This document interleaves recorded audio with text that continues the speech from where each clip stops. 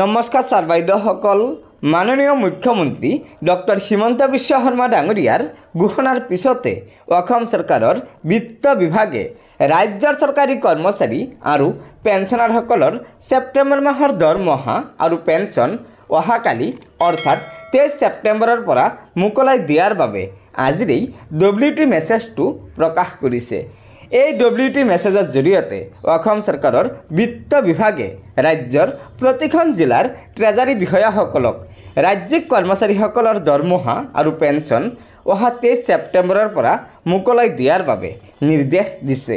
গতিকে ছাৰ বাইদেউসকল, এয়া নিশ্চয় অসম চৰকাৰৰ এটা বৃহৎ পদক্ষেপ যে দুৰ্গা পূজা উপলক্ষে ৰাজ্যিক কৰ্মচাৰী আৰু পেঞ্চনাৰসকলে ছেপ্টেম্বৰ মাহৰ দৰমহা আৰু পেঞ্চন 23 ছেপ্টেম্বৰৰ পৰাই লাভ কৰিবলৈ সক্ষম হ'ব।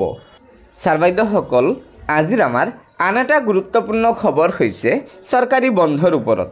এয়া চাওক, মুখ্যমন্ত্ৰী ডাঙৰীয়াই চৰকাৰী বন্ধৰ ওপৰত কি মন্তব্য আগবঢ়াইছে।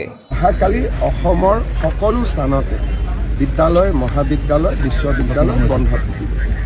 চৰকাৰী কাৰ্যালয় আন স্থানবিলাকত খোলা থাকিব, কিন্তু বিদ্যালয়, মহাবিদ্যালয়, ইউনিভাৰ্চিটি খোলা থাকিব। কামৰূপ মহানগৰ জিলাত চৰকাৰী কাৰ্যালয় বন্ধ থাকিব, যিহেতু কালি ট্ৰেফিকৰ সমস্যা থাকিব, আন ধৰণৰ সমস্যা থাকিব।